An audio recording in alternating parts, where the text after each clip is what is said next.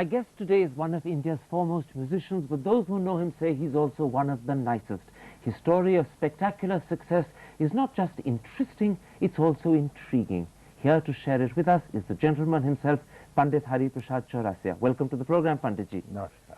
You know, having heard you play several times, I'm intrigued by something you once said. You said, never bore the audience, modulate the playing so they can understand you. Why did you say that? Well, first of all, when I go to the audience, I go for music lovers to play.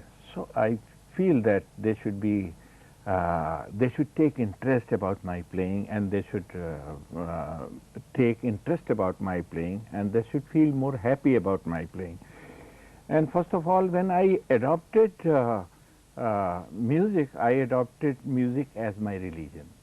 So when I go to the audience, I also think myself that I am going to a temple where I will be getting, involved with so many devotees who are lovers of music. So music is like prayer for you. Yes, that's right. It's very interesting because many of the great performers say they play for themselves. You clearly play for the audience first. Yes, because when I practice in my house, I play for myself. That's right.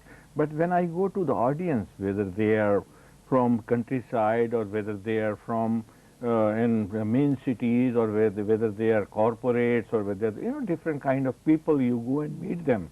So I have to plan accordingly my playing of music for them. Panditji, let's go back to the very beginning of your story. You were born into a restless family and your father didn't think very much of music or musicians.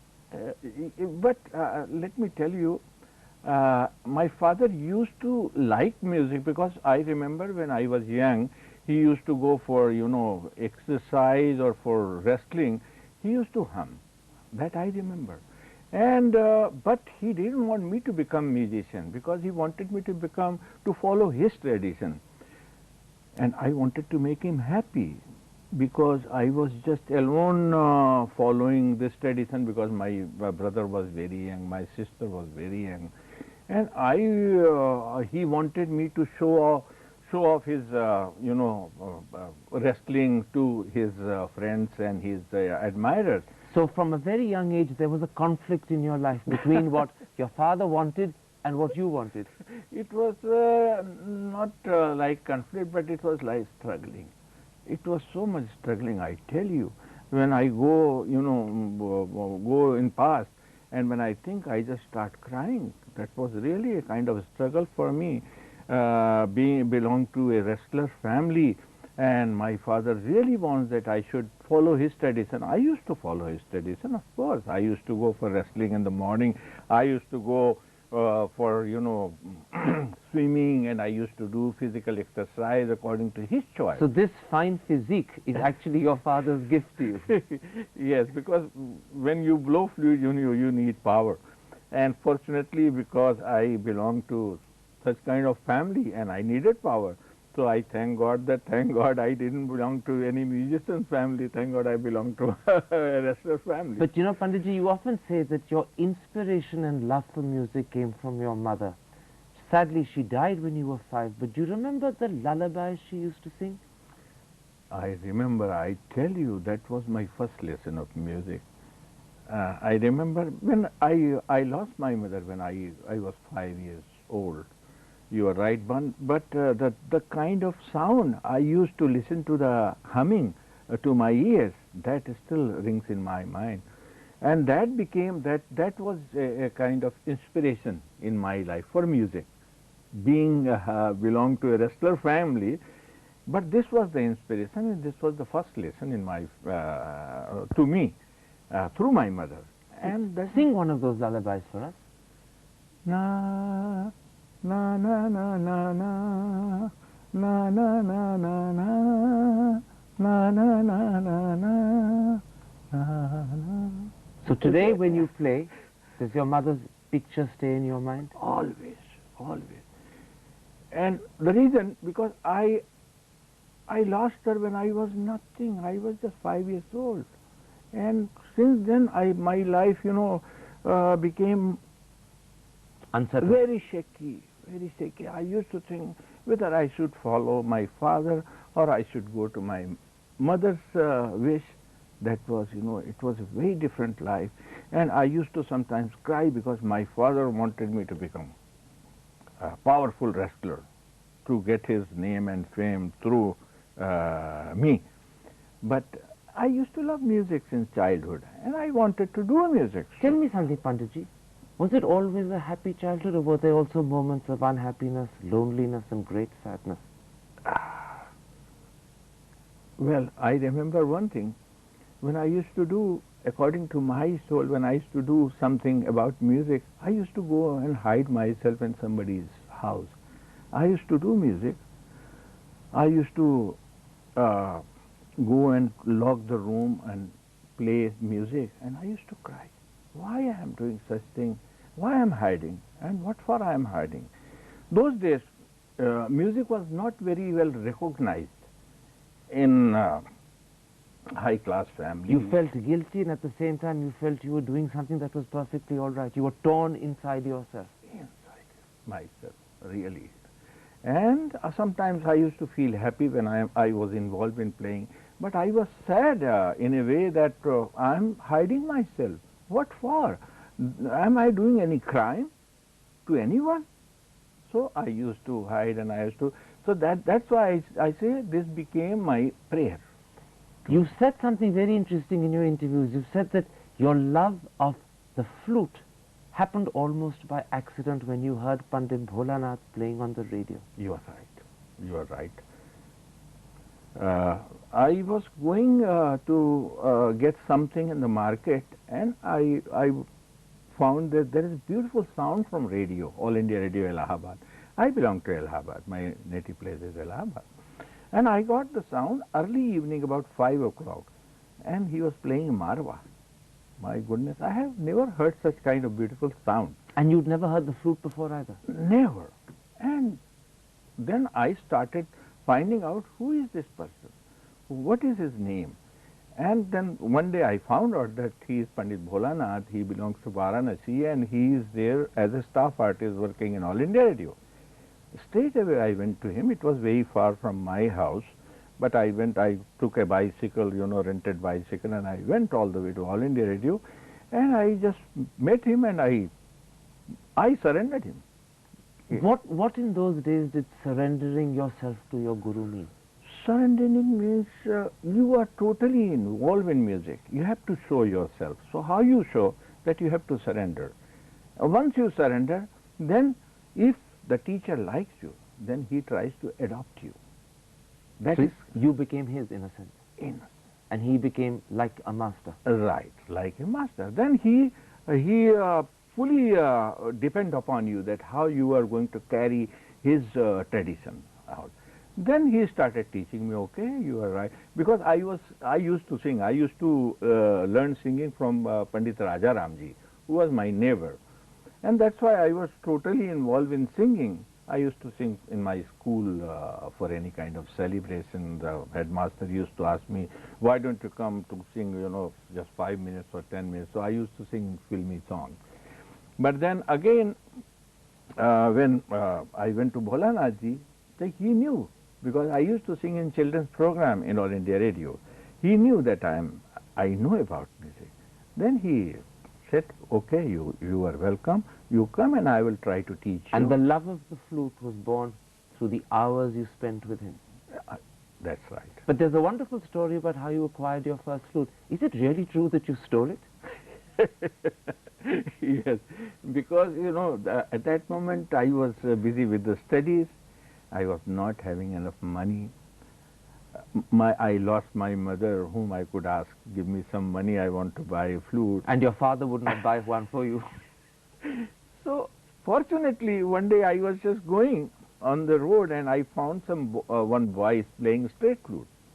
So I just tried to follow him, and I was listening to the flute. Well, he was playing something, few notes here and there. But on the way he started feeling thirsty. So on the road there was one pipe, and he started drinking water like this, and he kept his flute behind. I thought, this is the best. I took the flute and started running, believe me or not, and he did not. After his drink, he drank the water. When he saw backside, there was no flute, but he did not find me. I ran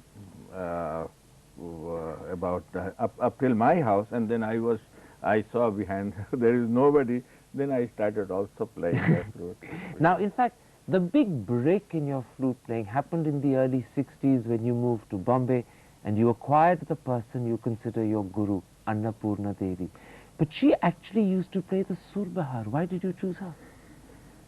That's also a really wonderful story in my life. You know, it happened because everybody likes to follow the tradition. If you like to learn singing, you have to go to singer. If you want to learn violin, you have to go to a violinist. If you like to learn sitar, you have to go to a sitar player. What I was thinking since childhood, once fortunately I met late Ustad Alauddin Khan Sahab.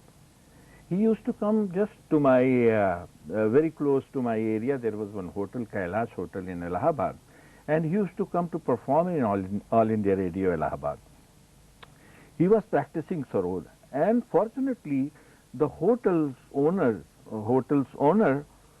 whose son was standing with me, he said, Ustadji has come, why don't you come? He is practicing. I went over there, and then he saw me, a child with half pant and half shirt, with a flute.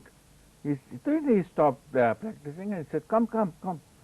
So I went over there with him. So then he introduced me, Baba, he is standing with me and he likes flute playing.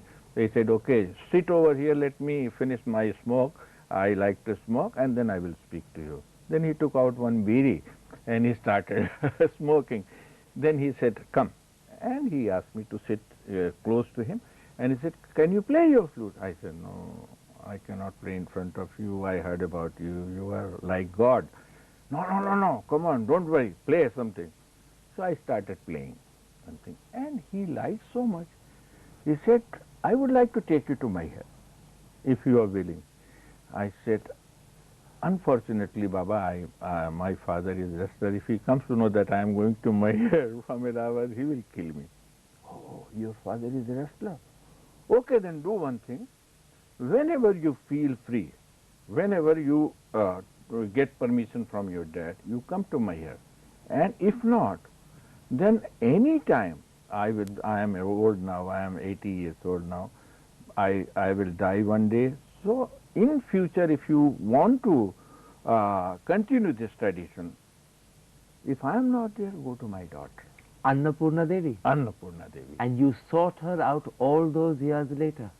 Believe me, I was forcibly transferred from All India Radio, Cuttack to Bombay, because I was working outside more than in All India Radio. And you made that your opportunity to go to Annapurna Devi and fulfill a dream. I tell you, I was so happy. I said, okay, I will certainly go to Bombay. It was a punishment for me. But she took 2 years to agree to teach you. She didn't agree at once, did she? Yes, she is, I tell you, she is so strict. It took me 3 years, not 2 years. 3?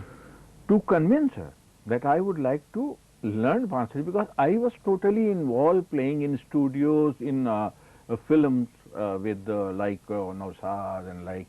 She wanted you to prove your seriousness first. Right. She thought the film side of you was all wrong. Right. She also imposed a very stringent condition, didn't she? She made you change your entire style of playing. Because she wanted, once she was convinced that I would love to learn flute from her. First of all, she said, why you are coming to me? I'm not playing flute. I said, I want your music. I want to learn your musical ideas, musical research. I'm not learning the instrument. I'm learning the music. And then she said, on one condition only, change your style. You have to start from the beginning. After 3 years, she is asking me, okay, come in. You have to start from the scratch. So you became left-handed. I wanted to prove herself. I wanted to prove that Panditji, you have your flute with you. Show us, what is left-handed? You see, this is right hand. When you see Lord Krishna, you will find he is holding flute like this. But she wanted me to start from the beginning. So she said, prove how you can do that. I said, I will change my position. Instead of playing this side, I will play by this side.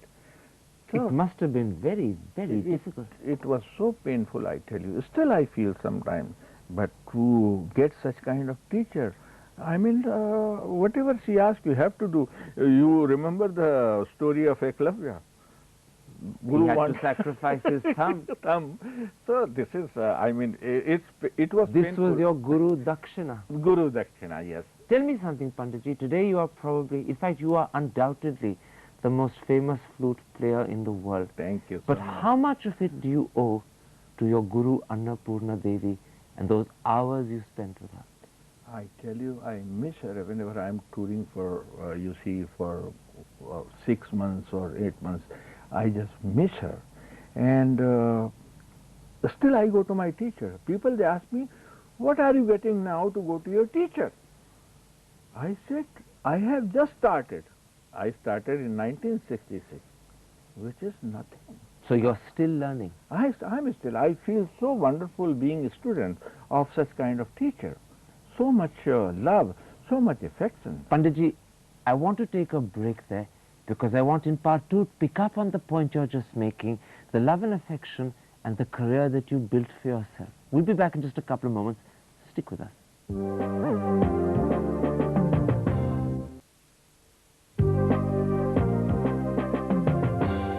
Welcome back. My guest is Pandit Hari Prasad Chaurasia. Panditji, we ended part 1 talking about the flute playing that you learned. There is, of course, a second side to your career where the love and affection has shown equally, the music you compose for films. Everyone thinks of Silsila as your favorite and best. Do you have a favorite from that film? I think there were many films like that, but Silsila was, of course, not first film for me. This was second film. Before this film, I did 27 Down. 27 Down, without our call. But this was the second film for me, and it was really wonderful working with Sri S. Chopra, Javed Akhtar, and you know, like Harbans Rai Bachchan ji, who wrote first time in film, Amitabh Bachchan, who sang first time in his In fact, career. the interesting thing about Silsila is that everyone has their favorite song. Everyone hums the tune they like best. But as the composer of the music, do you have a favorite?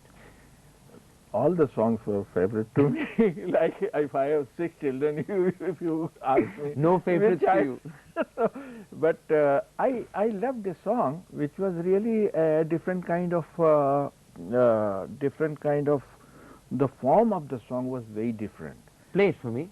Well, I remember 1 or 2 lines like,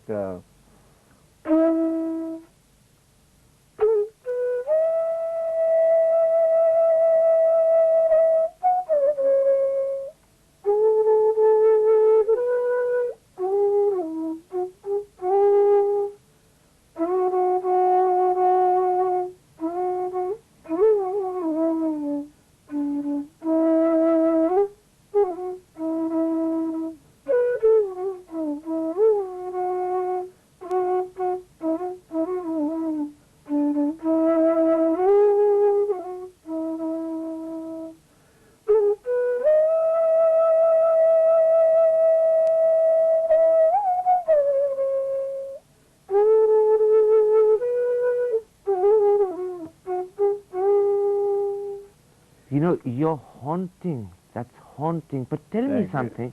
After so many years of making the flute famous, of painstakingly learning it, yeah. what does the instrument mean to you today? The instrument was my first love. That was bansuri, bamboo flute. And this will be my first and last love with this instrument. I tell you, because the sound, the purity, the instrument, which is very pure, because you will find just a hollow piece of bamboo with just few holes. Why Lord Krishna choose such kind of instrument? Because you get 2 different kind of exercises, mentally, physically, as well as musically. You create music, at the same time you are doing yoga also. What you learn in yoga, breathing. So you are doing breathing also. You know, you talk a lot about Lord Krishna when you're talking about the flute. When you're playing, do you believe that there's a real sense in which God is playing through you? There is God, of course. Without God's blessing, I cannot do anything. I cannot move a single inch. because Lord Krishna is there behind me, always is there. And I tell you, in the name of Lord Krishna, I mean in the name of his Vrindavan, I am also creating a Gurukula, reviving. This is the ashram that you're creating. Ashram, I am, yeah. And I have kept the name Vrindavan.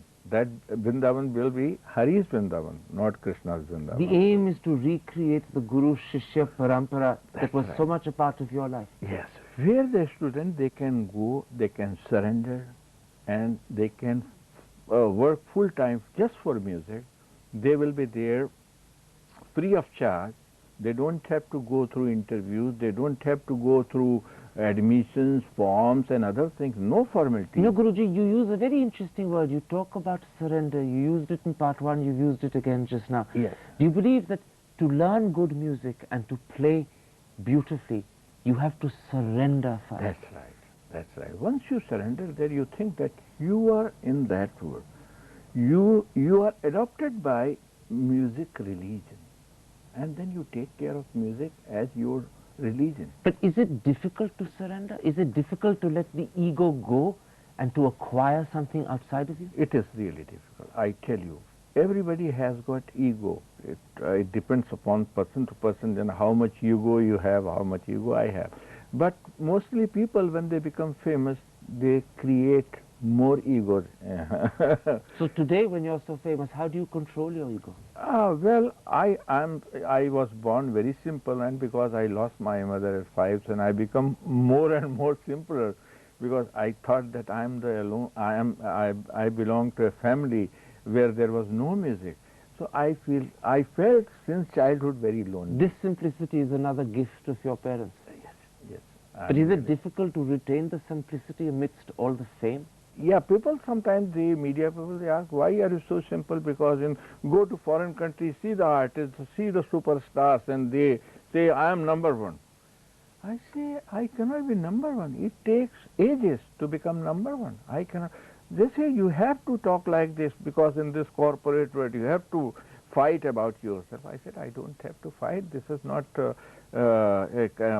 my field. My field is music. This is my prayer.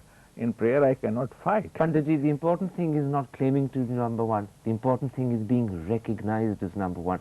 For millions of our fans, you are number one. Thank you. Pleasure having you on the program. Thank you so much. Nice meeting you. Thanks. Thanks.